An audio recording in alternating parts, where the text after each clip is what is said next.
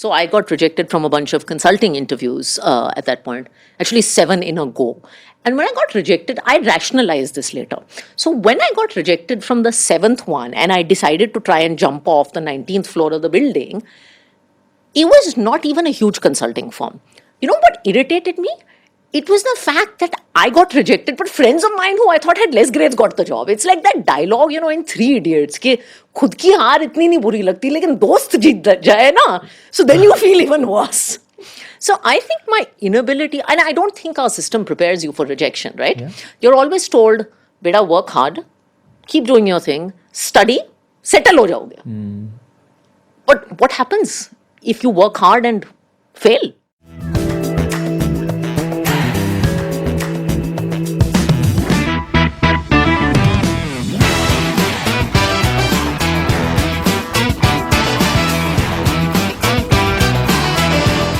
Radhika Gupta, ma'am, thank you for being on the Ranveer show. Thank you for having me. So, for our listeners, Radhika Gupta is one of the trailblazers of the corporate world. One of the most fascinating stories I've come across. So, before every podcast, I do an intense read up on our guests. And I just kept reading about your story. Like everything. You've grown up all over the world. Yep. You eventually found yourself in the Indian corporate scene.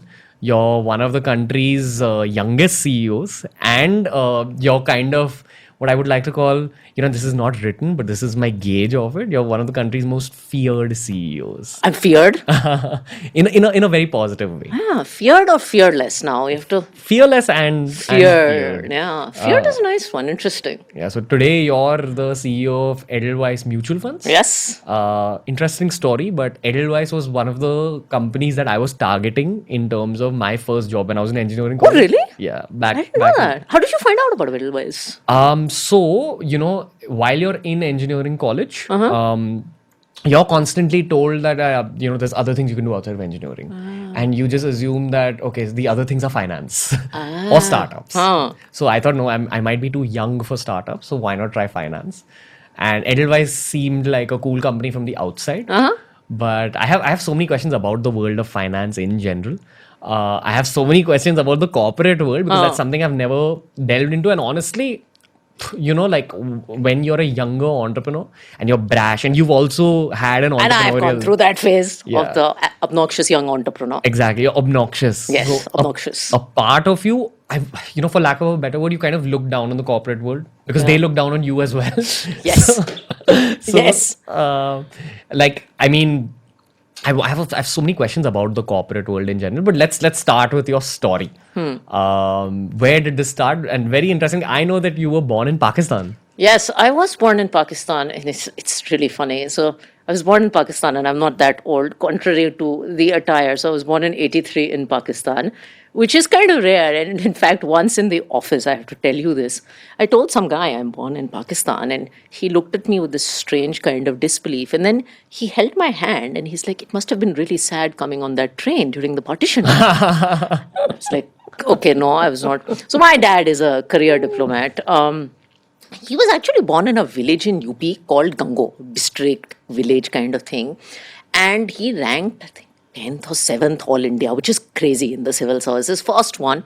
And then he got into the foreign service. And he had the choice at that point of going to Pakistan or Switzerland. And my mom keeps telling me this. She's like, when we got married, I was like, I've married a foreign service officer. And there was this whole Yash Chopra and Silsila and all that phase going on. And I was like, let's go to Switzerland. And he's like, let's go to Pakistan. It's good for my career because it's a neighboring country. So we lived in Pakistan between 83 and 87. You have any memories of junior KG in Pakistan? No, I could not go to school because in Pakistan it is too unsafe for an Indian diplomat's kids to go to school. Wow. In fact, it is so unsafe that you can't even see an external doctor. I mean, as you think about it, it makes sense. So what the government does is the embassy has their own doctors for you too. They have journalists, they have doctors, they have a whole ecosystem. It's one of our largest embassies in the world. You have any memory of Pakistan? I have memories of a very, very big house. My parents have lots of memories of Pakistan, and they have very, very positive memories of their Pakistan phase. They said the Indian embassy was a very bonded place because there was nothing else to do, right? I mean, there was nothing else to do, no one else to do. But I was really homeschooled. I was homeschooled for the first 4 years. And I keep joking with my friends these days who are obsessed with their kids getting into play school at 1 and 2 years. I was like, it is fine, just homeschool them till 4 or 5. They'll turn out okay. So that was our memory of Pakistan. And my mother has some very funny memories of guys spying on us and our phones being tapped. And she's like, we knew people who were sort of outside our house watching over us, and they knew that we knew, and we had a kind of nice. It's like they would even say "Adab Begum," zindagi just used to go on. So that is how it was, and I was brought up. So my first language was actually Urdu. Wow. And eventually you found yourself in Nigeria. Eventually, we found ourselves in Nigeria. So the government has a funny rule, Ranveer, which is that they rate countries in the world. So they take the world map and they rate it from A through C. So like A is cool countries like Italy or the US, and B is like average countries, I don't know what that is, and C is countries like Pakistan and Nigeria. And because they're super democratic, once you get posted to an A country, the next country will be a B or C country, and then it'll keep rotating. So like we did Pakistan, then we were rewarded, so to say, with New York, which is A plus country. Oh, wow. After New York, then we were punished with Nigeria. That's So that's actually how the way, and it's really interesting because as a kid, you're actually going through very drastic changes because you're moving from a country like New York, where you have everything, which is so luxurious. And New York in the late 80s and 90s, I mean, this was a time when you used to get nothing in India, right? I remember coming back from New York and there were these orange packets of that Tang. I mean, you might be too, you too, but we used to carry this for everybody, right? I mean, nobody does that anymore. And then you move to a country like Nigeria where you can't get out of the house after 6 o'clock, where your house has a bulletproof door, where many of your friends and family have been robbed at gunpoint, and where there's nothing to do except sit at home. So the government, I mean, a foreign service kid's life actually is subject to a lot of extremes. And this was in your teenage. So This is I in your can't teenage, yes. Imagine what you went through. Like, And this is pre-Facebook and YouTube and Twitter. So you can't even keep in touch with friends, right? I mean, who's going to send snail mail to Nigeria, right? Like, who do you keep in touch with, right? So the other thing with this life is that you don't have school friends. So, like my husband grew up in Bombay. He has a ton of school friends. I don't have any school friends. I mean, I don't know anybody.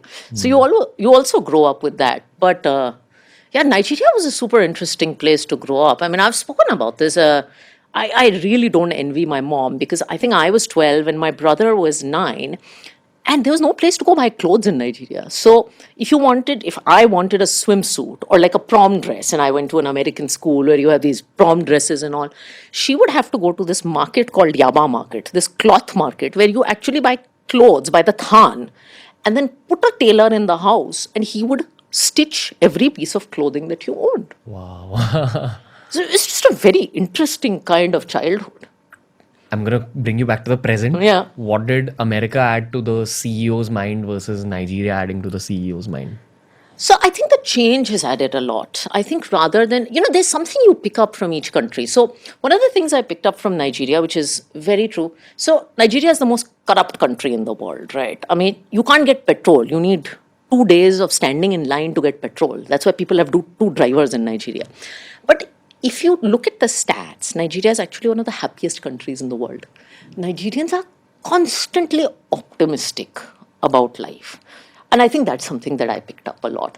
And a mentor of mine told me this. He said, leaders naturally have to be optimistic. You can't have a pessimist inspire a team or lead a team. So I think that was a really important learning that I got from my Nigeria days. And I think I've picked up something from each country I've lived in, whether it's Italy.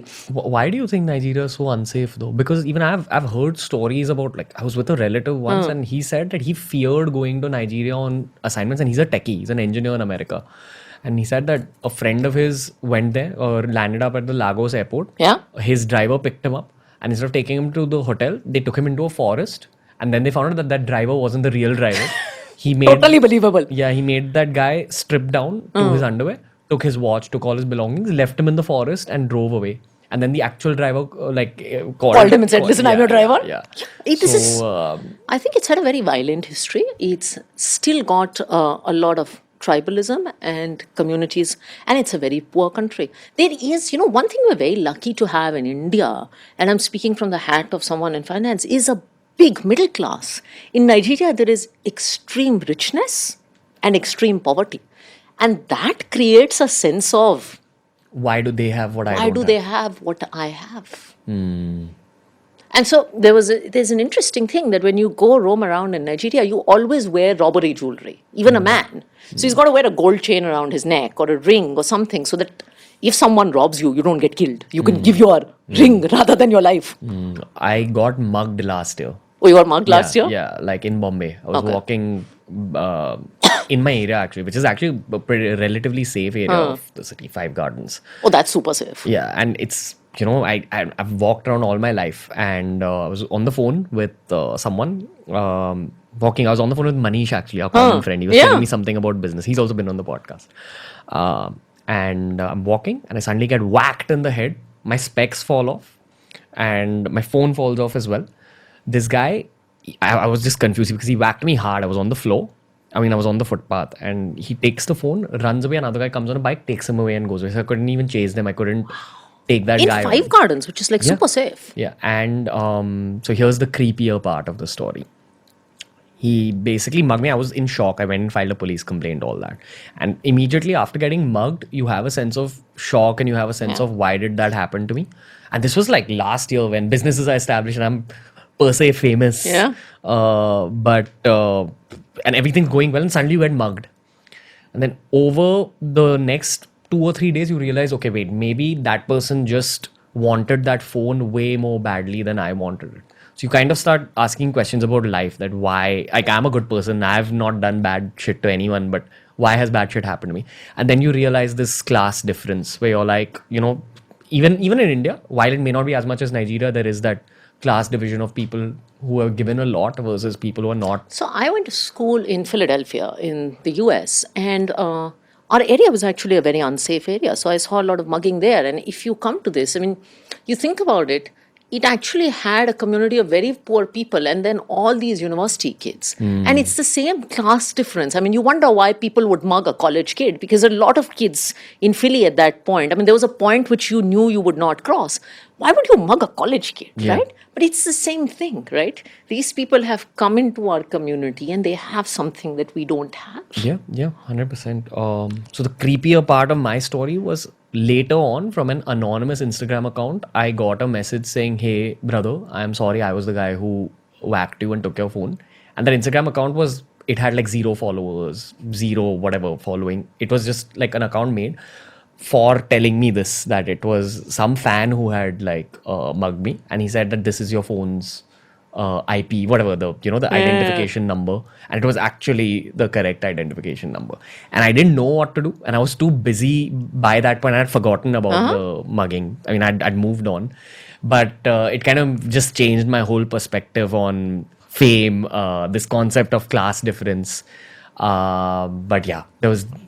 It was like an eye-opening thing, and that's where I actually got fascinated about West Africa. There's this other YouTuber who has a lot of business in West Africa. His name's Technical Guruji. He has explained to me how difficult it is just establishing stuff. Yeah, and you talked about your friend who was scared to go there as an IT professional. I remember, I think my brother graduated from an Indian institute, and he said one of his friends got a college offer, and it was some $300,000 offer in Nigeria. And he asked me for advice. $200,000 of the offer was the worth of life insurance. So does that country, other than giving you optimism, which again I find a little strange from the outside, but I've never been to Nigeria, Yeah. so I never know. What else does Nigeria give you? It also tells you about the importance of a community, right? And I think we can be very individualistic. So if you look at Nigeria, and we all had help in Nigeria, your help will run out of money by the 15th or 20th day of the month. And so you'll ask your help, "Bhai, paise diye, where is the money?" And she's like, I helped my sister in another village. So my mother asked her month after month. And at some point she's like, "How many sisters do you have?" Because she thought real sister. But in Nigeria, sister means anybody from your community because they believe that when tough times come on them, the community comes to support them. I think that's a great learning at this time. I mean, I always tell people in financial services too, that build a sense of community around you. It's interesting, you haven't asked me this, but as I've sort of grown up, I've realized that women are a rare community in most of the corporate world. And when I was in my 20s, I didn't care about feminism. I thought this whole gender debate was quite nonsense because we are all 50-50 at that point. There are 50% guys, 50% girls. As I have become older, I've actually realized this importance of community, especially being a girl, and the importance of building a community of women and standing up for each other. So this whole concept of sisterhood that I learned in Nigeria, it's now kicking in a very different way. Yeah. Here's a scary stat which I actually might get slightly wrong, but Kunal Shah, the founder of Cred, was on the show recently, and he said that in urban metros in Bombay, Delhi, Bangalore, something like 80 to 90% of the women are just like sitting at home. It could be because 25% of our women participate in the workforce. I mean, I'll get into trouble for this, but in my own industry, we have 45 mutual fund companies in India. I mean, let's just do some quick math. There are about 4 or 5 leadership roles, CEO, head of investments, etc., etc. So 45 times 5 means there should be 200, otherwise 150 senior positions. I counted and I think 5 are filled by women. That's crazy. And it's not, by the way, that we don't know how to manage money. Yeah, no, it's not that at all. So, you know, as a guy, you kind of take this for granted because it's not really your concern. You don't notice all these things till you grow up. Maybe if you become an entrepreneur and you have women and men working with, that's when you start noticing these little Things. cracks in society, which is actually the first kind of reason I thought I should have you on the show. I read one of your tweets, which I just told you about before the podcast. Yeah, I remember this. You'd posted a video of basically Trump and Modi are together. They're walking down this pathway. Yes. And there's like 10 girls there wearing Bharatanatyam costumes and one guy wearing this traditional Indian outfit.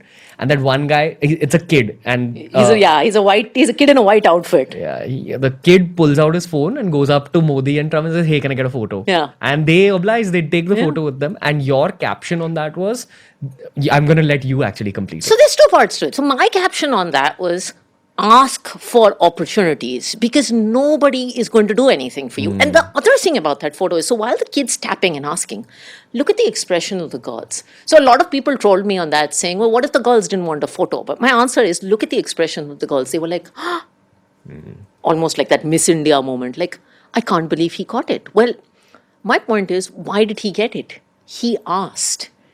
And you know what? The girls were first in line, but they didn't ask. And so I go to all these women's sessions and they keep asking me, what's your advice for young girls? And I'm like, just ask for opportunities.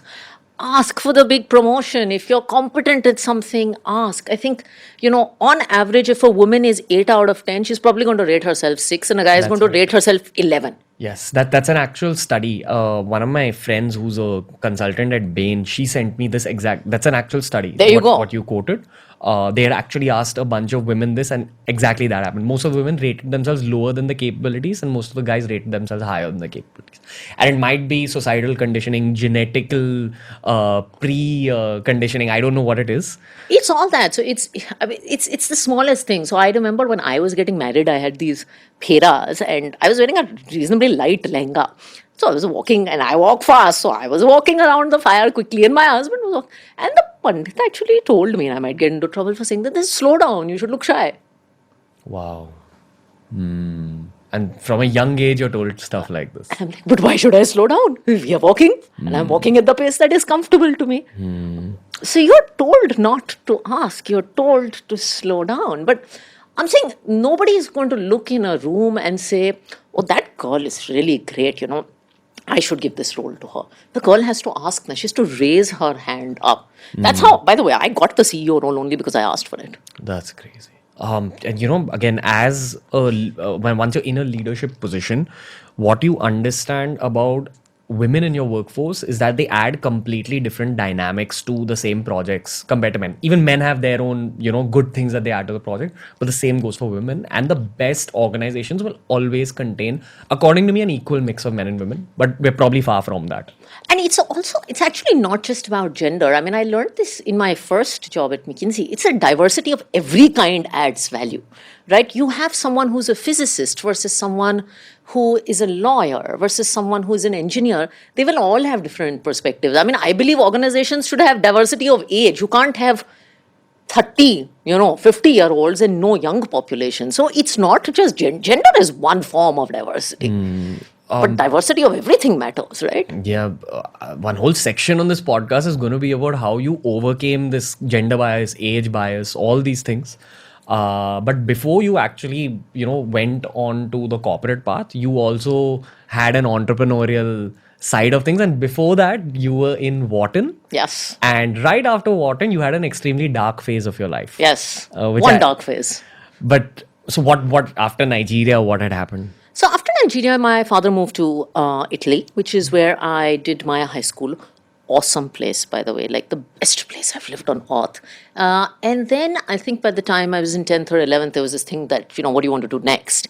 And so dad is in the government, mom has been a teacher. So What did that add to your personality? oh, Italy is such a lovely place. Firstly, I think most of my personal habits are shaped by Italy, like my food, everything I want to do.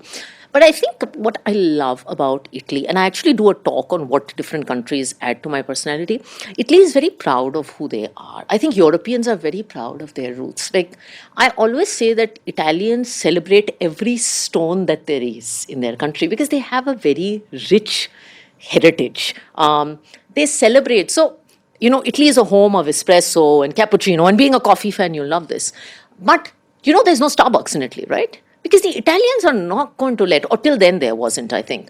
And the Italians are not going to let some random American company walk in and walk all over their culture. They make pizza their way, they make stuff their way. So they know their core and they celebrate it. And I think sometimes we can lose touch with it. It teaches you to celebrate your Indianness. So you should be proud of speaking your Hindi and walking around in your sari and celebrating your Ramayana and celebrating your Mahabharat and celebrating your, culture. I mean, I keep joking that at one point in time, I have a secret desire to be the tourism minister of India. And this comes from living in Italy because I just believe we have such a tremendous heritage of tourism in this country. I mean, India should be the best place on earth for a tourist, and we do a terrible job monetizing it. 100%. It's going, my hope is that in 20 years' time, if I am in politics in any way, that's one department I wish to clean up from There an you go. entrepreneurial perspective so that we can make money off of tourism. So tourism is your soft power, it's your brand, and it's business. And the Italians celebrate literally everything. And so that's what that brought to the table. You know how many questions you're opening up for me through telling me all these things. But okay, let's come back to your career story. Yes. Ma'am, so like, what was your intention behind going to Wharton? So I guess, I have to thank my mother because she was super aspirational for me. She's like, you should apply abroad. And we didn't have, so government doesn't pay you very much money. And a college education is expensive overseas. I mean, it's $40,000-$50,000 a year then, which is like unthinkable. For 4 years, that's like, I remember saying it's like a crore papa at that point in time, which is a big amount of money in our world. And I said, let's only apply to the places where I'll get scholarship. And, the big schools don't give scholarship. They give loans and financial aid. My mom was like, apply to the best in the world. And why don't you just try? And it was worth it? It was worth it because I actually got into Wharton. I got in with financial aid, so the college counselor told me that if you apply to Wharton as a normal candidate, you have a 1 in 7 or 1 in 8 chance of getting in. He said, if you apply and ask for money also to support your education, you have a 1 in 40 chance of getting in. And it's like their way of saying, okay, don't do this, bhai. And my mom's like, no, but we are going to apply. And we're going to apply with financial aid. And we did, and she made me apply to the best in the world. And she actually sat with me through the whole process. She had no idea. We didn't use, fancy college things. And, there was none of that. I mean, sitting in Italy, we didn't have very much of that. But we actually just did it on a lark. We wrote essays from the heart, and that was it. And I always used to tell her that, Mom, I'm not an athlete and I don't have anything. I can't play any music. She's like, just tell them who you are. You have such an amazing background. Yeah. You're a good student. Just go tell them your story. Honestly, what's the worst that can happen? You won't get in anywhere. You'll go to India. And that's how I got into college. I mean, that's actually how I got into college. Ma'am, so what does this Ivy League education add to your head? Because, a lot of parents... So, okay, I'll give you my perspective. Yeah. Right? So, my dad's Punjabi and my mom is half Maharashtrian, half Guju, but she's much more Maharashtrian than she's Gujarati. And Maharashtrians give a lot of importance to education. So since I was like 3 years old, it was my mom's heartfelt dream that I go through an Ivy League education of some sort. And it broke her heart when I choose to make videos for a living. So she still has that thing in her. Like, even if I tell her right now that, listen, I'm kind of considering applying to an Ivy League college, She like jump. she will be like, yes, finally. Finally. It's like her ultimate thing, and that's probably not going to happen. Yeah. So my version of having that happen to me is asking people like yourself, Okay. what have I missed out on in life? So look, I don't think an Ivy League education is the be all and end all. It's not like, you don't get an Ivy League education because people like overdo the craze about it these days. So ultimately, what you do, I mean, you can be perfectly successful without it. I think it can change your life. And I don't think it can change your life because of the 4 years there only and sitting in classes. I mean, classes are good and you meet world-class professors. But I just think the community of people that you get exposed to is incredible. Firstly, you're studying with kids from all around the world. And look, I had a global background, but studying with kids from all around the world is very different from traveling to Europe on a holiday. I think it's just a very different perspective. Secondly, I think you're always taught to aim really, really high. So you're taught that you have to be a learner, that you have to push your mind. And I think that spirit stays with you even when you're 30 and 40. And the most powerful thing it does is it gives you an alumni network. So I used to head our alumni club here. We have about 1,000 alumni from my college in India. And we're very connected to each other. And they all must be, holding the top jobs in the country. Yeah, they're of course very, very successful professionals, but they're also a very close-knit community. And in my case, it's really interesting. I met my husband in college, and all our close friends also married friends from college. So we have this group of about 5, 6 of us couples, and we meet every weekend. And we just look at, and now, I mean, some of them are CEOs of listed company and people have done very well for themselves, but we're bonded by those 4 years. Are the conversations very intellectual? They're Always. not. They can be, but they're not. Sometimes they can be very silly, actually, because ultimately you're a group of college kids who were bonded by an experience when you were 18, 19, 20, 21. So I just think that's what it does. I think for me, it changed my life. It gave me a lot of the confidence I had today. I went through my tough bouts through it, but it gave me a lot of the exposure and confidence I have today. I always try finding polite ways to ask questions, but I'm not going to make this question Okay. polite. And it's going to be a dark question. Okay, ask. I read articles about you where they spoke about a phase where you even considered, something like suicide. Like, so what had happened in that phase? After you've had so much perspective, what drove you to that thought process? So I think rejection is something I didn't handle well. And Professional rejection. yeah, I mean, it was rejection from on-campus placements. And, anybody in India or overseas who's gone through this process of what I call looking for a job on campus knows that that is the most stressful phase of your life. And if anyone is watching this or hearing this and looking for that, just calm down. I think that process brings out the worst in people. I mean, it makes you unnecessarily competitive, and it's a dog-eat-dog world. And honestly, till then, Ranveer, I had never faced rejection because all through my life, I was like a good kid, class topper. I mean, the only insecurity I grew up with was around my looks because of my neck issues and That's my all weight of us. issue. Yeah, and I think it's a little worse as a girl because you're an ugly looking teenage girl in 13 and 14, and teenagers will go out there and say, oh, you're ugly looking. And my mom happens to be beautiful, so they're like, your mom is so beautiful, and she used to teach in the same school. How did you turn up this way? People actually say this kind of stuff. So if you see all that coupled with rejection, I think that's what. So I got rejected from a bunch of consulting interviews at that point, actually 7 in a go. And when I got rejected, I rationalized this later. So when I got rejected from the 7th one and I decided to try and jump off the 19th floor of the building, it was not even a huge consulting firm. You know what irritated me? It was the fact that I got rejected, but friends of mine who I thought had less grades got the job. It's like that dialogue, in 3 Idiots, कि खुद की हार इतनी नहीं बुरी लगती, लेकिन दोस्त जीत जाए ना, so then you feel even worse.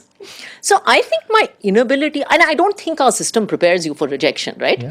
You're always told, beta, work hard, keep doing your thing, study, settle ho jaoge.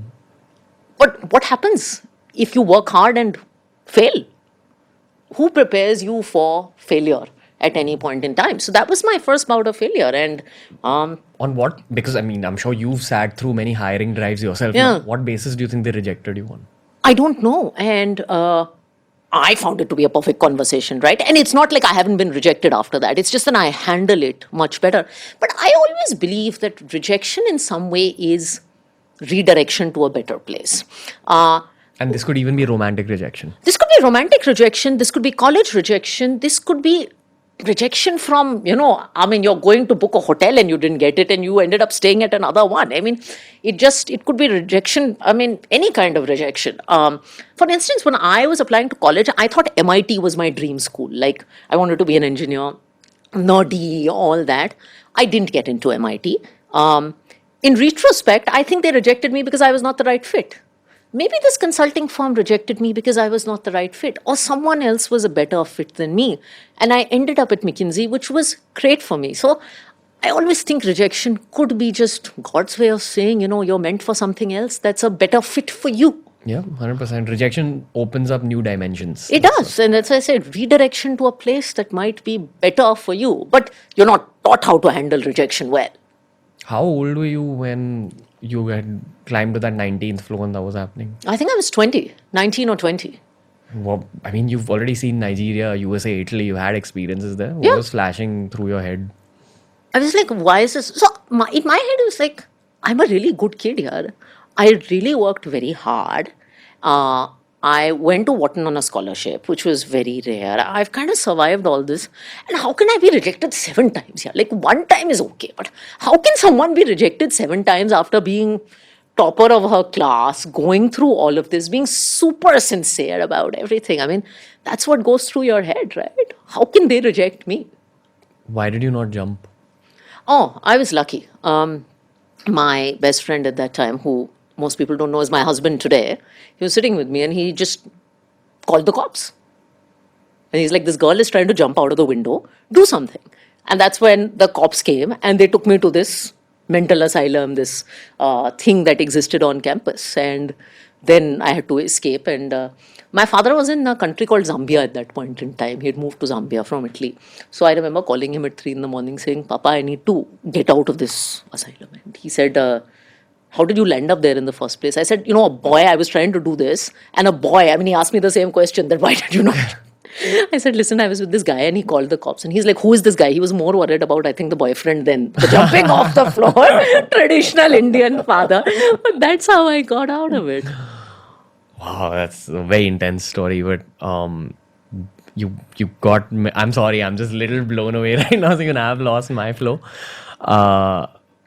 Did that add any layer to your personality? Just coming out of that. When I finally, after that, I was a lot more relaxed. I was like, so I had a job offer at Microsoft. And then I went into my last interview at McKinsey. Obviously, In a good way, can I say that you stopped taking yourself as seriously? I was just like, I stopped taking life a little less seriously. I still take life seriously. But I calmed down a little bit. It's like, this is just not what. I was like, okay, I can't be this dramatic about everything that happens in life. I just have to cool it. My husband always says, stop and smell the coffee, stop and smell the roses, just calm down. Like, what's the worst? I mean, he was like, what's the worst that could happen to you? You'll get rejected by 7 consulting companies. I had a confirmed job offer at Microsoft. He's like, that's not such a bad deal in life, right?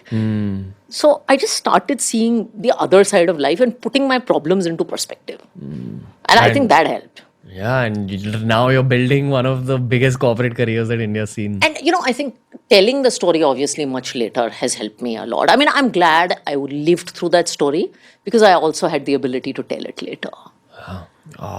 Do you think you've been free of mental health issues since? Pretty free, actually. Pretty free. It's not that I don't go through pretty crappy days. I mean, I keep saying one day a month, like I hate my life and I want to kill somebody at work, or I'm like, oh God, I can't do this, or, my team's troubling me, or I'm having some personal problems. So it's not like I don't go through bad phases. But I've had the ability to talk about it now rather than just internalize it. And I think that helps. So that was probably my lowest mental health phase. I think the last 3-4 years, ever since I have discovered the power of sort of sharing my stories, being vulnerable, and realizing that I don't need to be perfect, have been really good for happiness and confidence. That's beautiful. Ma'am, but like the corporate career, how did the trailblazing start?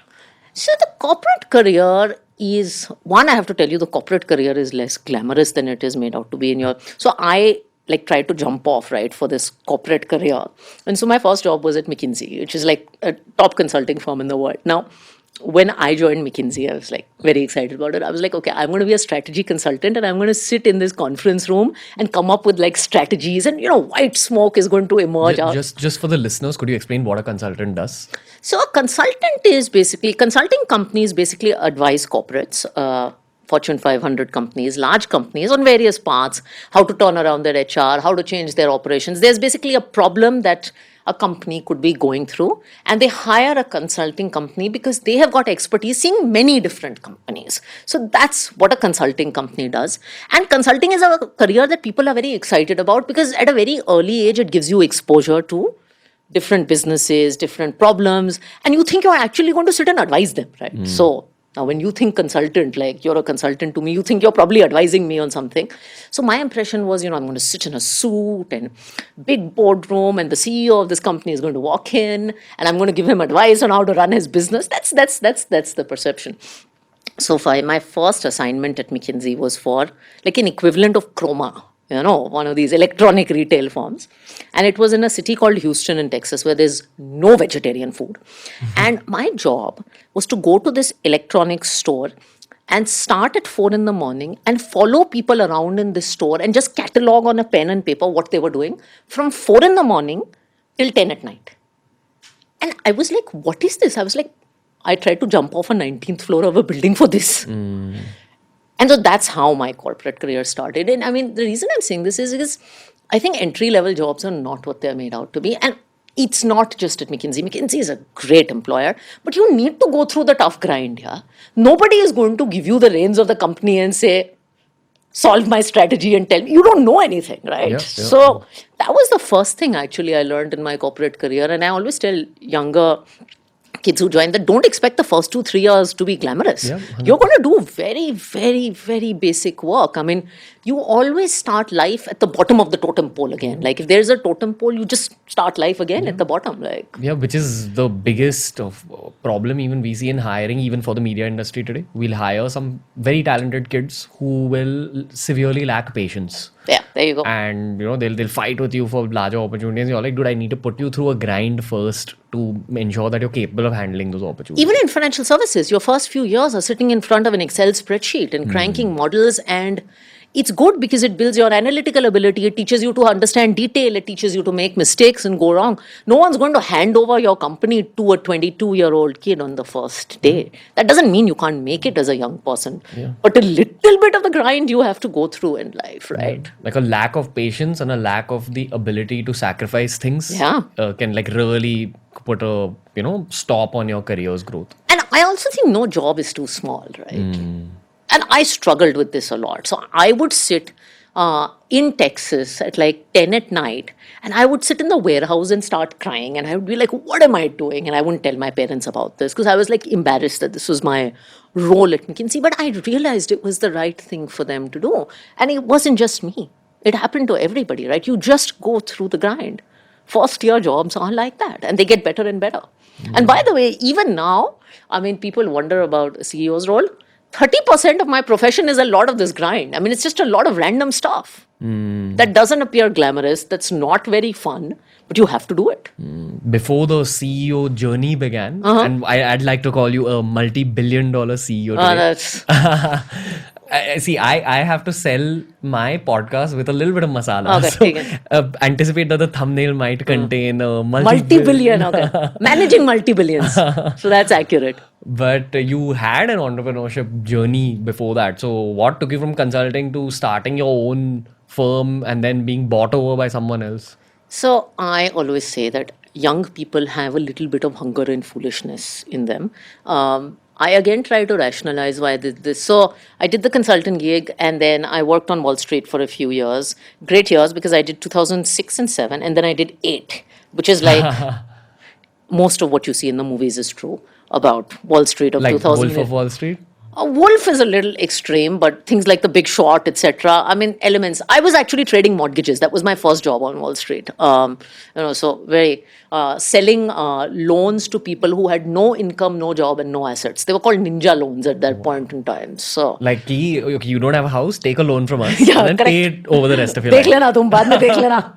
Here, take a Ranveer. You're eligible for a $2 million loan. I know you have no income, no job, no assets, something like that.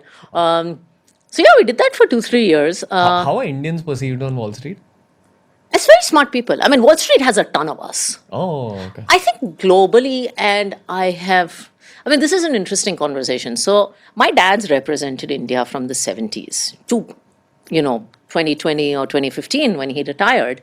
I think the perception of India globally has changed completely. And he said this when he retired. He's like, so he keeps telling me, he says, you market mutual funds for a living, but I sold India for a living, which is just a beautiful thing, he says. But he has seen the kind of respect that he was given in the 70s, which, I mean, your US and German counterparts, I don't think thought of him very much at that point in time. But then there was this 80s phase, and it wasn't a great phase. And then 90s happened, and the IT boom happened. So when I moved to Nigeria in 95, kids would ask me in school, you're from India, do you go to school on elephants? And are you from the land of snake charmers? This was the perception. By the time 95, 96, 97 happened, the whole IT boom happened, we made a statement with Pokhran, remember? And that made a lot of news. There were sanctions on us at that point in time. The whole test happened. And then by the time my father retired, India had gone through and become an economic superpower. So the kind of respect he got from the German ambassador or the Japanese ambassador changed totally.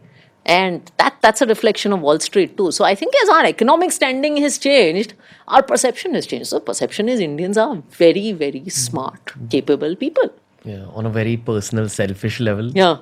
My goal in life is to change the perception of India as the creative capital of the world and the artificial intelligence capital of the world, because I do feel that in designing artificial intelligence products, there will be a huge requirement of creativity, and that's the phase of life I want to begin at 35. Like, So creative is an interesting one because I think we're very good jugaad artists. And I don't like the word jugaad, even though it's been associated with India.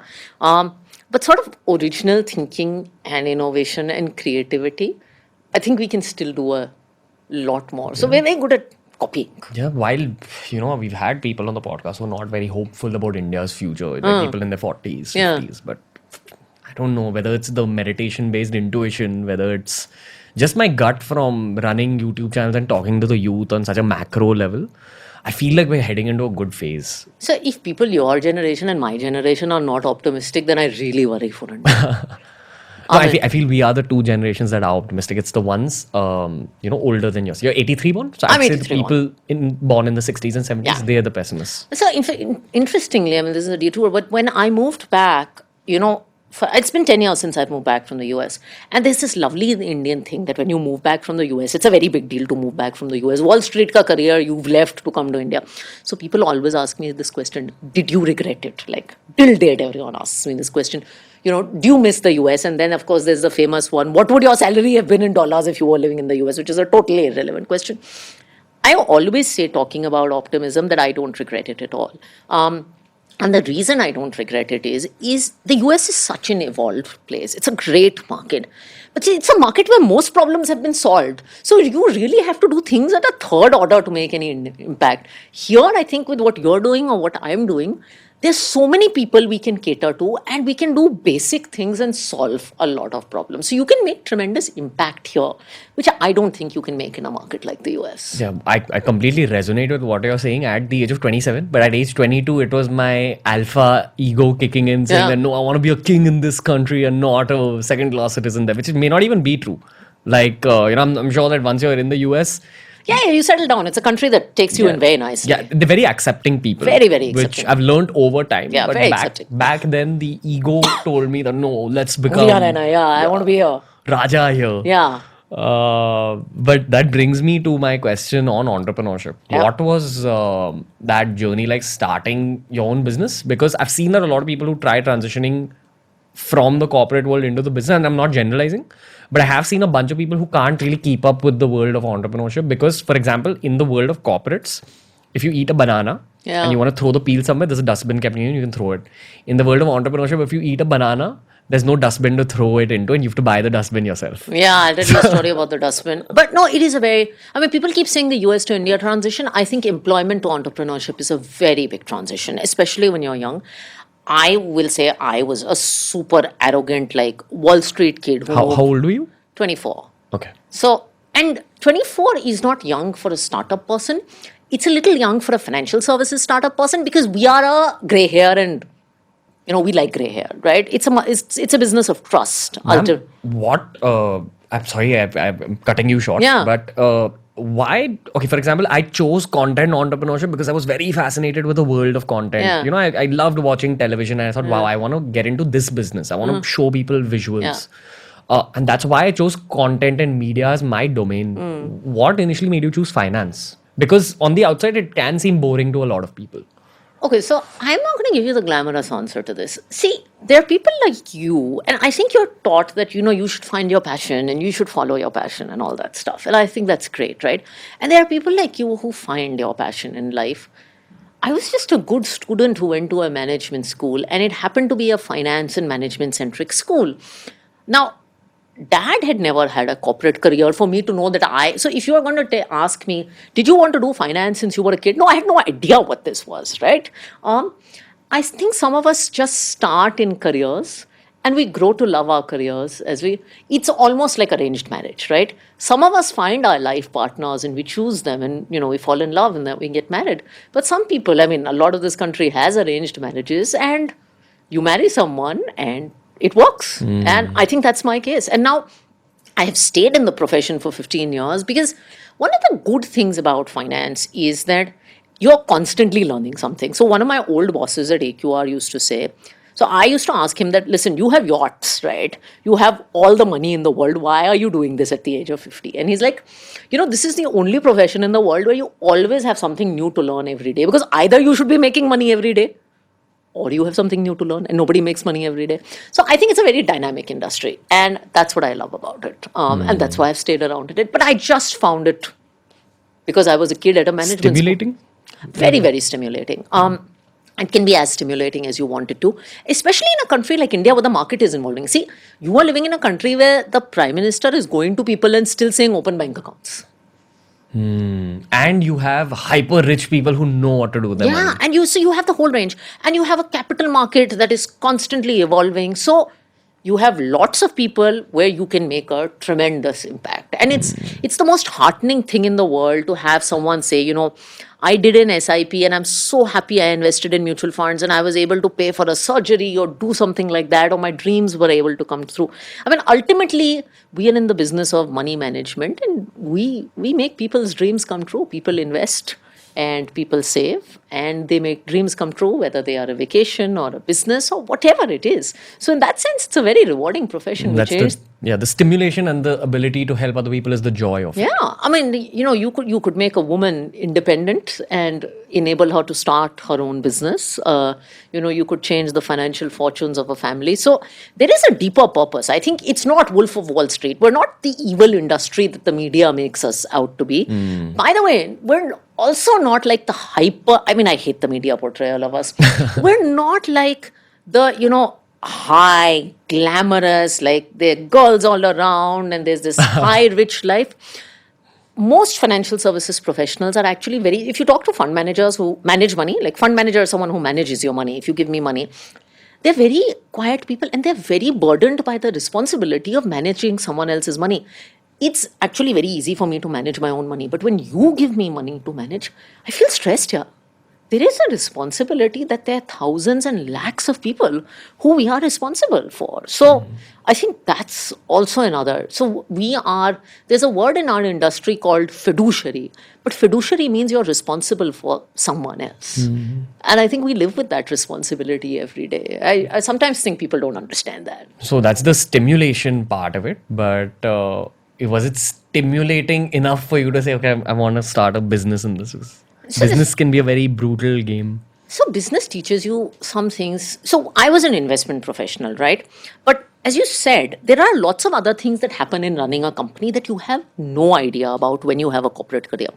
And I think there's so many things that you learn once you run a business. For instance, if you run a money management business, someone also has to run the office and do administration. Someone also has to do accounting. Someone also has to hire people. Someone also has to do marketing. And we are a regulated business, so someone also has to do legal and tax. Now, in the US, someone else was doing it for us.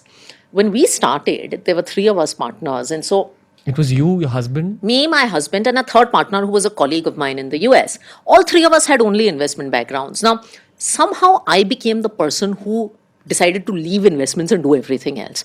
So I remember setting up our company with registrar of companies and going to the ROC website and filling the name. And I remember applying for the PAN card and fighting with the IT guys as to why our PAN card has not come, and opening our first bank account with State Bank of India. So it really teaches you that, listen, in corporate India, ownership can be like, oh, it's his department. I mean, it's almost like when you call someone at a call center, he's like, ma'am, this is not my problem.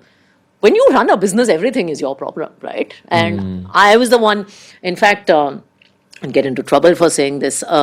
We had come from the US, so we didn't realize you have to have a sign in Hindi and Marathi on the door outside of the company. And we didn't do that. So I actually got a shop and establishment tax notice in my name. And I realized this is also the stuff that you have to manage. And I'm so grateful I did it, because today, in a CEO stint, you don't only look at money management. You also manage marketing. You also manage an office. You also manage HR. In fact, you spend more time managing HR. I learned all of this in my Forefront Capital stint. So I was very well prepared. But your basic product was that you'll take someone's money and help them take care of it. Yeah, You'll so manage it for them. our first product was a portfolio management service, which is basically that you'll take someone's money, rich people's money, and help them manage it. Our second product was something called an alternative investment fund, which is like, it's like a mutual fund for the rich. So it is more sophisticated in terms of what it can do than a mutual fund. And probably you need more money to invest in this than you would need. 1 crore minimum versus 1,000 rupee minimum, which I manage today. So those were our first set of products. How do you convince rich people to part of the money and give it to you? It's hilarious. So the minimum that SEBI lets you take from a client in a portfolio management service is 25 lakhs. So that's what we started with.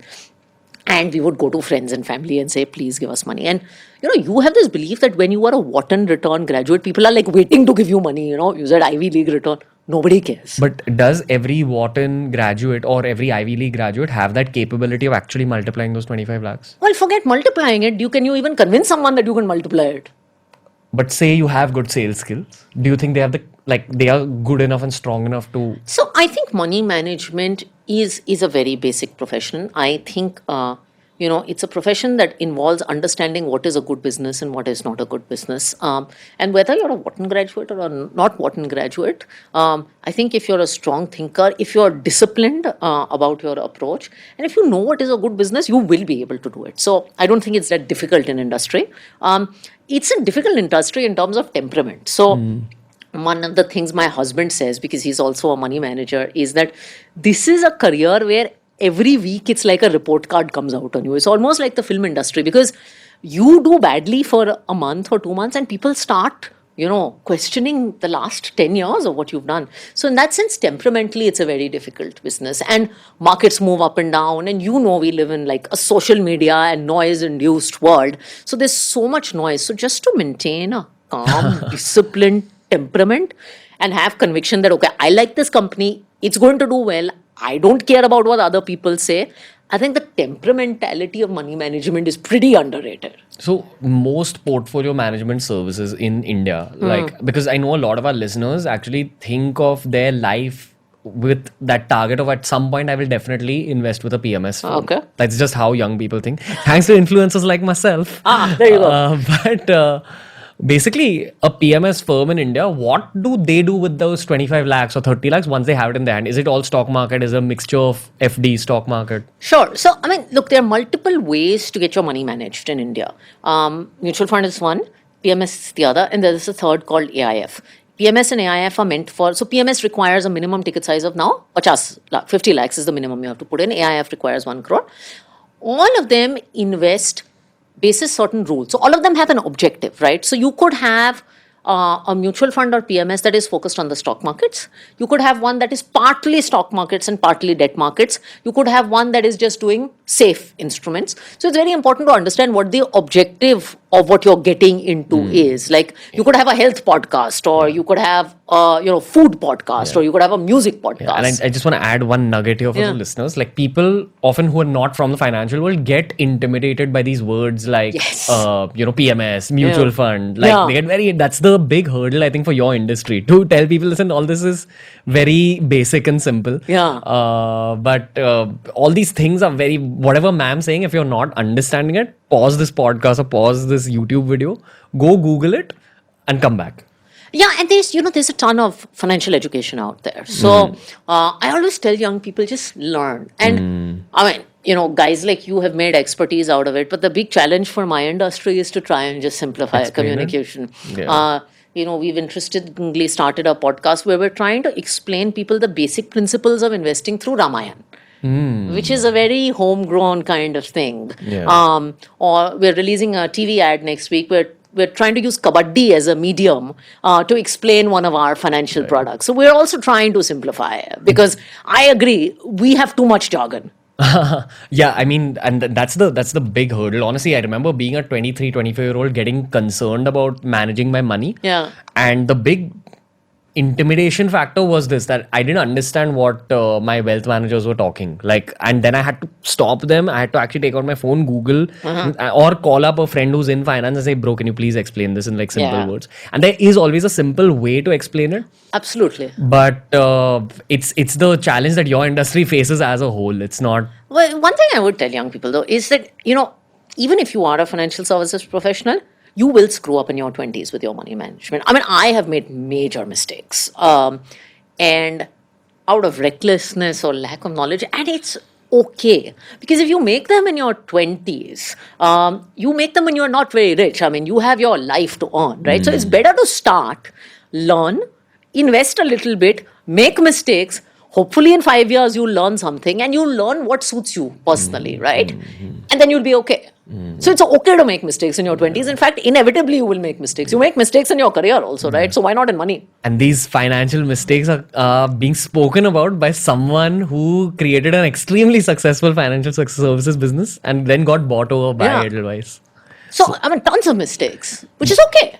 So, I mean, I'm guessing that you finally got your first client, and then Yes. that led to a snowballing effect where you did a good job for that person, so then you got more clients. So I got my first outside client, and this is a really hilarious thing. I mean, it's about social media. So the first few clients we got were all friends and family, right?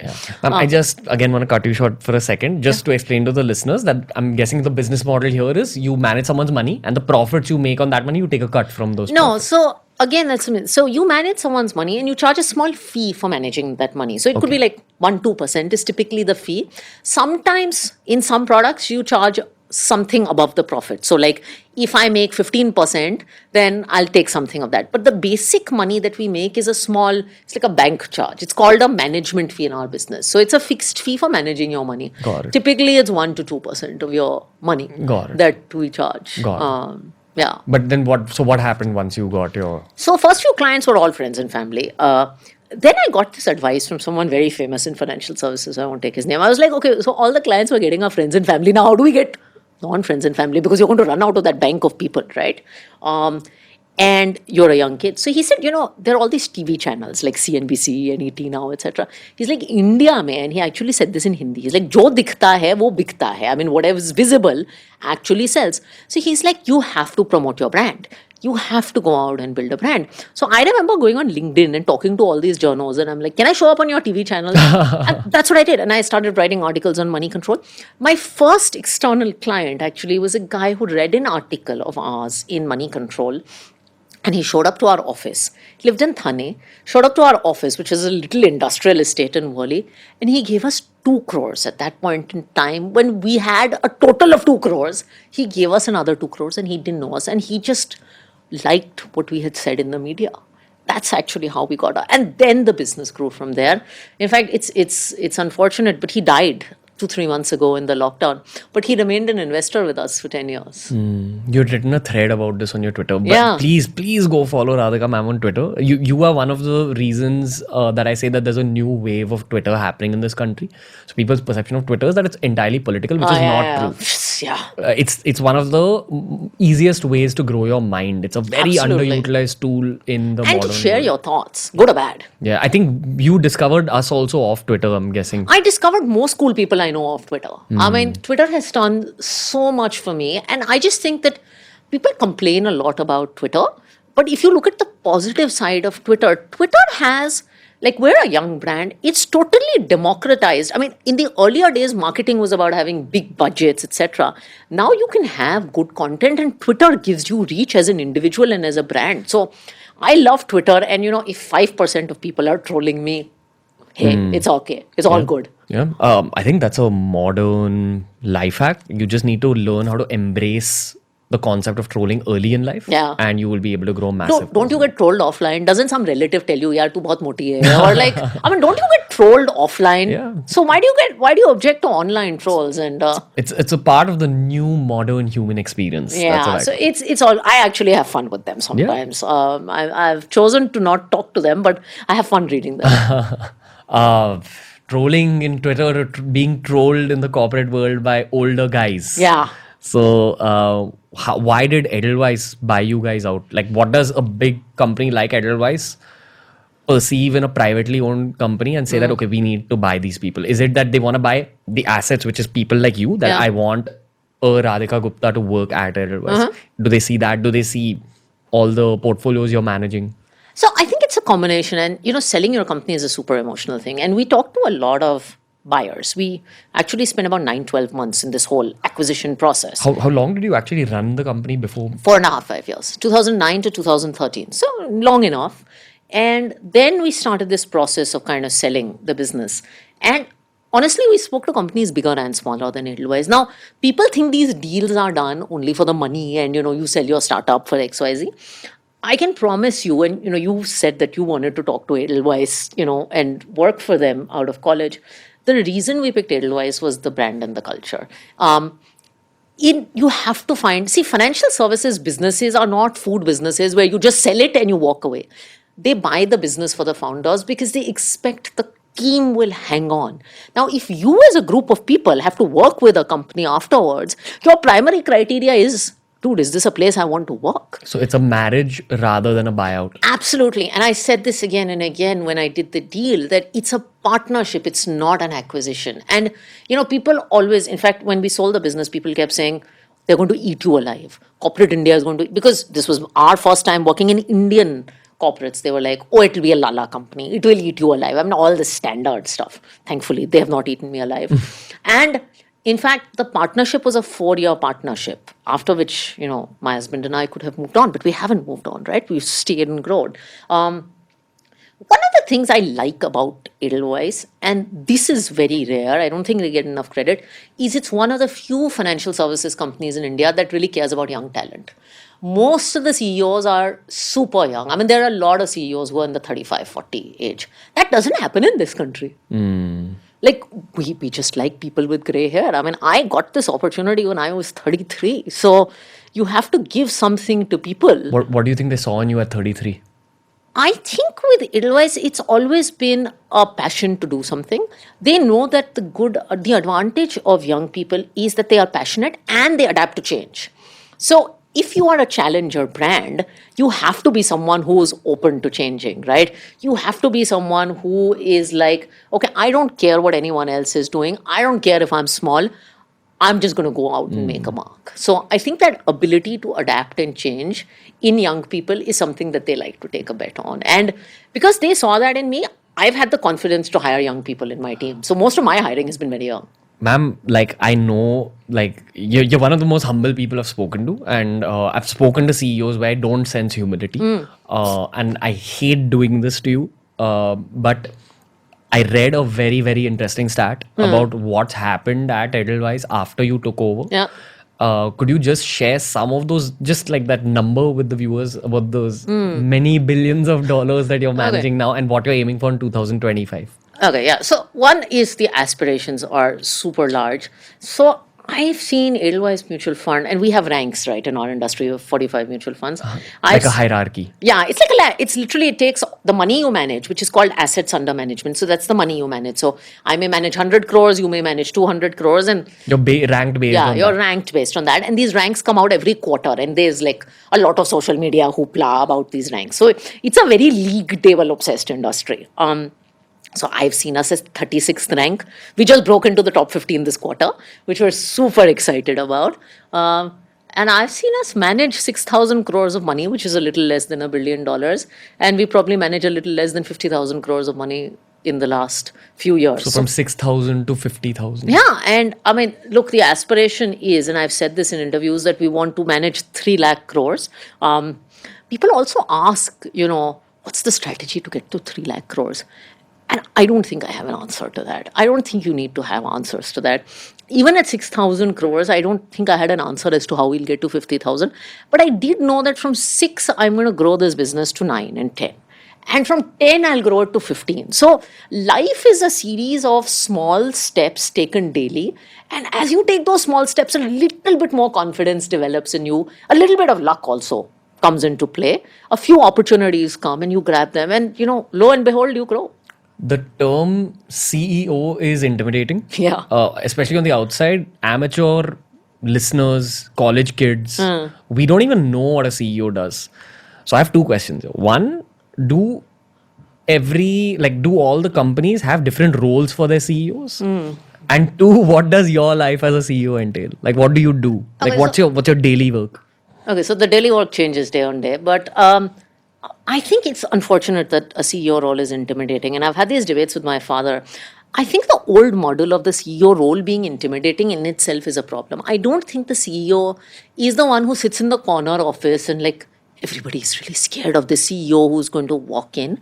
I think a CEO is a people's leader, right? The coach of the team. The coach of the team, the mentor of the team, the guide of the team, and you're one among equals. And I always say that, organizations have these designations, etc. We are all playing roles, but the CEO is, I think, a few things. One, you lead a team. And I think I spend 50% of my time doing HR, by the way. I literally spend 50%. I mean, you think it is the easiest thing to do to hire a bunch of smart people and you just assume they're all going to work together. They don't. You have to facilitate it. There's ego clashes. Yeah. You manage egos, you manage interpersonal issues.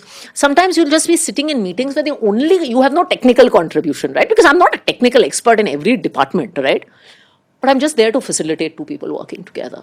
Or I'm there to just motivate a team and then tell them that they can do it. So I think, firstly, we're people leaders. Secondly, and I think you'll understand this well, we are also carriers of the brand.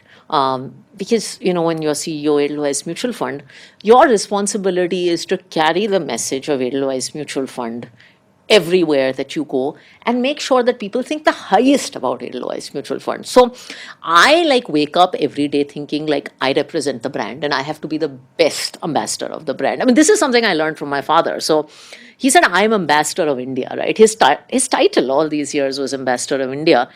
And all his life, he spent marketing India and making sure that people thought the best about India.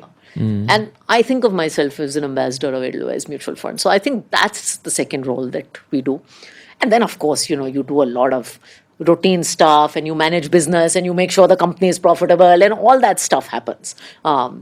But first, you're a leader of people and you're an ambassador of the brand. The one common thing I've seen in all the CEOs I've met is, they have different personalities, different ways about going about things, but all of them are good communicators. Like any thoughts that they have, and it's often a massive amount of thoughts, they're able to articulate it very simply.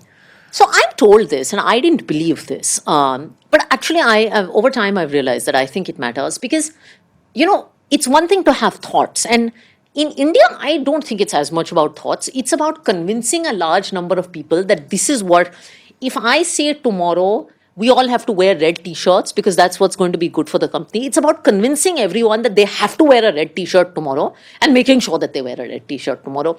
And that is communication. And I think, I think a CEO has to be an optimist and has to be a communicator because you have to lift people up and inspire them. What would you like to tell young girls who are watching this and telling themselves, I'll never be a CEO? it starts with you believing that you'll be a CEO. In fact, the thing that irritates me or inspires me the most when I interview fresh candidates is I ask them, look, what do you want to be in life? And then they'll say, I just want to be a manager, or like I want to grow in. I want to hear that you want to be a CEO. There's a beautiful little quote that I read a long time ago as a kid that if you aim for the stars, you will reach halfway through.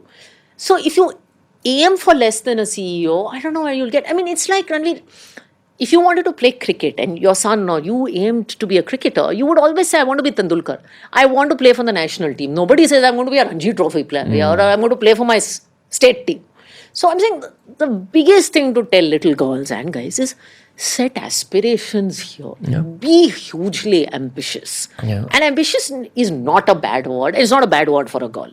Yeah, and I also want to highlight this other thing told to me by Manish, who's a common friend. And this is also something I only learned after starting my own businesses and like learning about professional life through people like yourself. It's a beautiful concept, and this is something even Mukesh Ambani has said himself.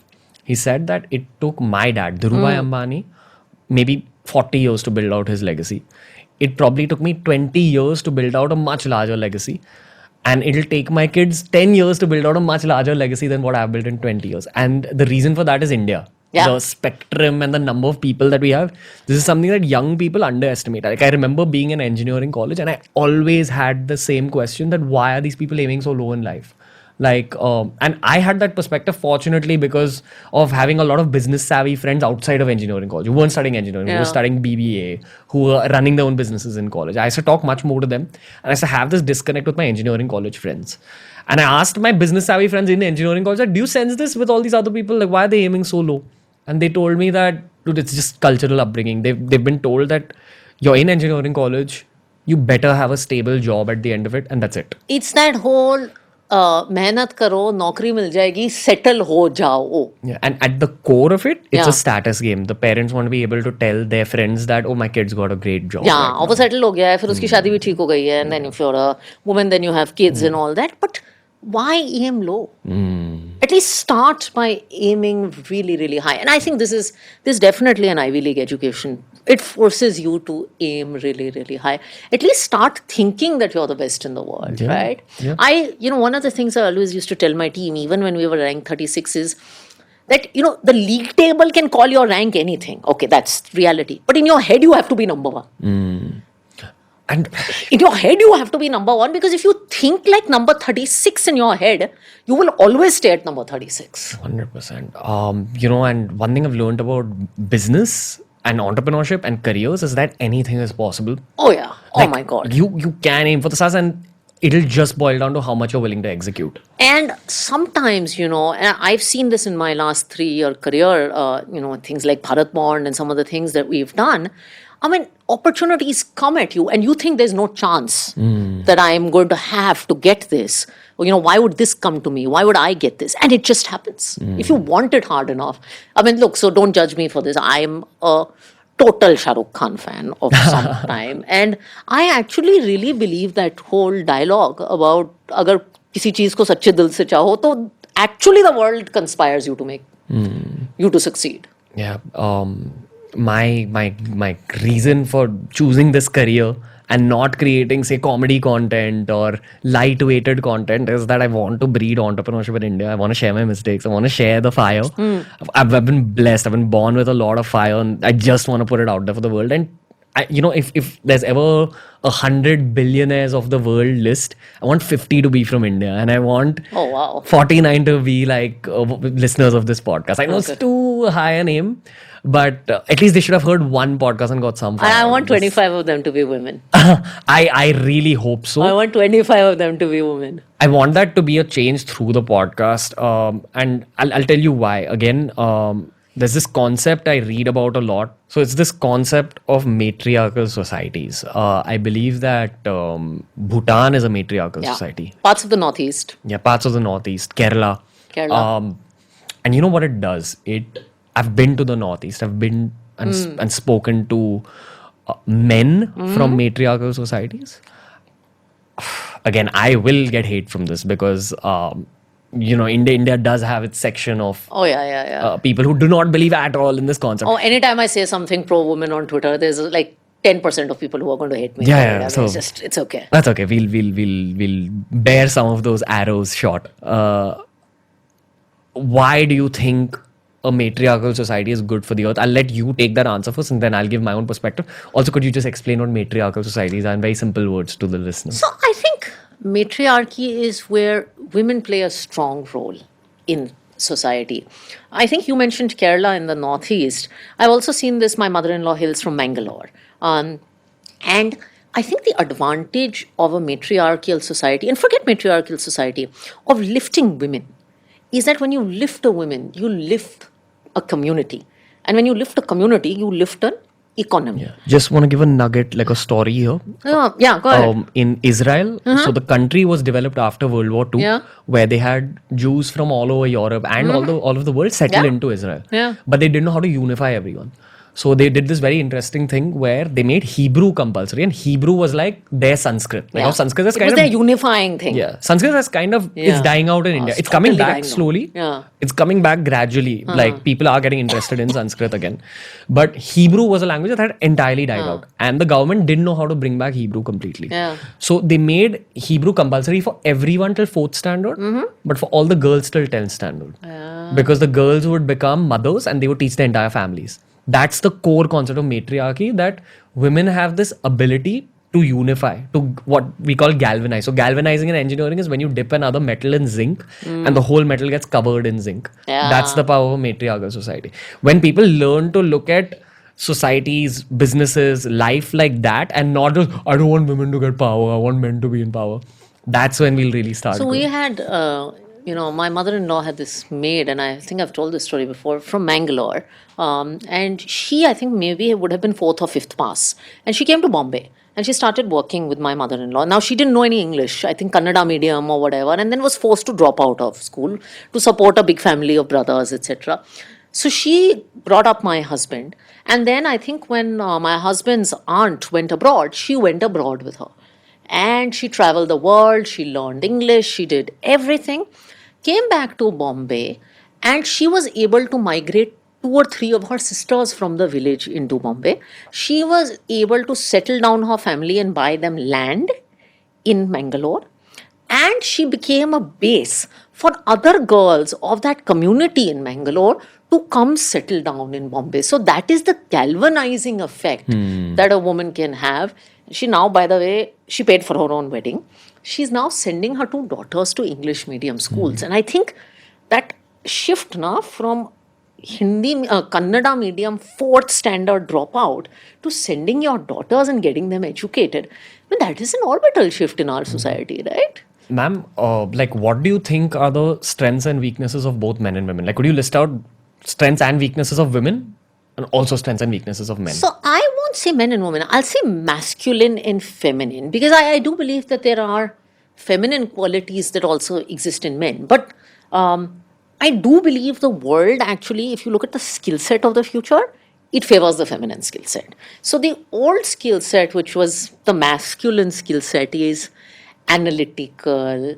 I mean, like, you remember these books that used to say, if 2 men can do a task in this much time, then how many, can screw a light bulb, then how many men will it take to do 4 light bulbs, etc. So it was all commoditized tasks. I mean, nobody wrote those things about women, by the way, because they know each woman is different. But if you look at the skill sets of women, they are creativity, customer experience. For instance, That at its core, it's compassion, like understanding another it's human. understanding. So your mother is the best provider of compassion and customer experience in the country. Your Indian mother, on average, knows how to manage her husband. She knows, like, my mother managed my father's profession and career, and she cooked samosas for everybody on 26 January because that was part of his profession. She knew how to bring me up and send me to an Ivy League school. She dealt with my brother. She dealt with her in-laws, and she ran a job of her own. She had 4 or 5 different customers in her life who she was managing to perfection every single day. What is this customization of experience? Yeah, the goal of spirituality from a career and practical perspective is to balance your internal masculine and feminine energy, which in the real world means balancing your masculine and feminine skill sets. For example, if you think too much like a guy, which was me in Yeah. my early 20s, it was about so I'll list out some masculine and feminine strengths that and weaknesses. Yeah. So masculine strengths, I feel that guys for some reason, and I might be wrong, please correct me if I'm wrong, but in my experience, I've seen that guys are scalable team players. As in, you can make a guy work with 10 other guys who are kind of in sync with him, and the team will work very well. And that 10 can even be transformed into 100. If those 100 guys think similarly, those 100 guys will work in unison. Yeah. If they think similarly. If they think similarly. If they think similarly. Yeah. Women's strengths, on the other hand, again, it's multitasking. Yeah. It's endurance, being able to take, like, you know, a huge amount of work. Being able to handle pain. I mean, you know, Yeah. one of the most beautiful memories of this whole COVID period is what are the countries who've handled COVID well? Well, they seem to have women prime ministers or presidents. To understand what's happening on the ground. And to handle a situation of human suffering. They say that if there are only women leaders all Yeah. over the world, there won't be any wars. So, I mean, you look at, and again, you know, you look at someone like Jacinda Ardern, right? She's a mother, and during the COVID period, she's sitting and managing her kid at home on a sweatshirt and talking to her people on video. And she's just making it like she's part of the problem. She's not above everyone else because she's this untouchable. So, vulnerability, which we talk about. Yeah, but I'll tell you, I'll also bring in a bitter truth here Yeah. at the cost of being pessimistic, okay? Okay, now a big weakness that women have, especially in Indian society, is a lot of conditioning that they've gone through. Yeah. Because Indian society, from the time you're a little girl, you're told certain things. Or even in the matriarchal parts of India. And that's what I'm saying. Women need to have, because you're not told to be ambitious. You're not told to have big aspirations. And unfortunately, and I think Sheryl Sandberg said this in the American context, I think it's even more true in the Indian context. You are told to quit your job well before and make a huge deal out of this whole marriage and kids thing. So I have women still coming to me saying, you know, I don't want to take on a bigger project, or, you know, I can't change jobs because I'm planning to get married. I mean, Yeah, it is how it is, and this is the bitter truth. I feel like we are one generation away from the equality you spoke of when we spoke with us 25. yeah. According to me, practically what's going to happen, and this is not something I wish. Like, I wish that it's 50-50. Yeah. But I think it's going to be something like a best case scenario would be 60-40. I hope my daughter's generation. I mean, I know Yeah. that I know my generation will always hear things like the only woman CEO and all that stuff. I hope my daughter's generation is able to change Yeah. that. Bec- I'm seeing some signs of Yeah, it. because you know what's happening now is that while there is a strong feminist movement, there are two sections of that feminist movement as well. And the majority in that is just a lot of highlighting the negatives without Yeah. thinking of solutions. But the next generation will start thinking of the solutions. And by the way, I should also tell you, so people keep asking me these questions of like, what are your challenges as a woman and all that stuff. There are huge advantages to being Like? a woman. For instance, when you're the only woman of 44 men, and my peers often tell me I get a ton of attention, maybe much more than I should. I've had the opportunity, because I'm one of the few young women CEOs, to interview people like Arundhati Bhattacharya, to spend time with people like Zia Modi, to talk to Mary Com. I have been given opportunities because your gender makes you different. It makes your thinking different. It makes your approach different. And the world is looking for different people. So I will not step back and say it has only been a burden. I think it is about how you look at yourself. I think people are a mirror, right? If I think being a woman is an advantage, the world will make it an advantage. Ma'am, like when I meet other YouTubers, I know that they've been through a similar struggle. Like myself, like Yeah. as in it's very similar. Our journeys, our initial struggles. We had to figure out camera work ourselves. Yeah. We had to figure out Yeah. team ourselves. Then we had to figure scaling up. Yeah. So when you meet ambitious, successful women like Uh-huh. yourself, what's that underlying vibe? Like, where do you connect as sisters? We connect on so many levels. Even when I meet women CEOs, by the way, and there's so few of us, and I have friends who are women CEOs in manufacturing businesses and who are film producers. My God, the bond is incredible because we connect on shared experiences, and we all have shared stories. We all have shared stories of going into rooms where we're the only girl, and maybe the guy's bathroom is working, but the lady's bathroom is not working in the office. We have stories as banal as that. We have stories of being scared to talk in a conference room because Like, I struggle with this even now. Like, there are 15 guys talking, and there's like an Arnab Goswami kind of like everybody talking over each other. I get very withdrawn. And many of my girlfriends tell me these stories.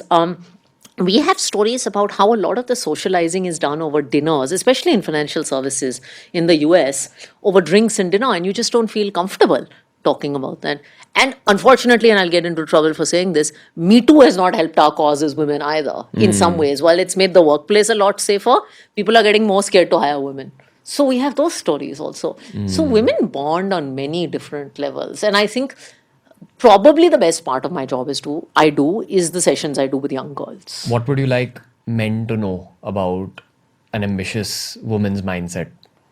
It's not very different from theirs, and it has no reason to be different. But the only thing I would say to guys is, and I'll give you a funny example, that women are going to behave differently from you. So I get this thing with, guys get very scared when women cry in the office, right? Like guy managers, they get very scared when women cry in the office, and you almost see them hyperventilate, or then they start judging. Then, oh, she's not emotionally mature and stuff like that. So I keep trying to tell guys, and I told one of my former bosses this, that is it okay for a guy to use bad language in the office once in a while? Like, we forgive it, right? We say it was a moment of anger. If a woman can express her emotions through crying, and it's not like she's crying on the floor every day, but once in a year, if she's cried, don't judge it. So we're as ambitious as you, but we express ourselves differently. So just don't judge us for it. Are you, so from your outlook, from where you stand, are you hopeful about where India is going with respect to this gender equality thing? Professional gender equality mainly. I think it can't get much worse. I only think it'll get better. I also think young girls are a lot more aspirational now, and I think even from tier 2 and tier 3 cities. So if I look at my father's family and some of the girls from Saharanpur, where our family is from, they all want professional education. I'll tell you another really interesting thing.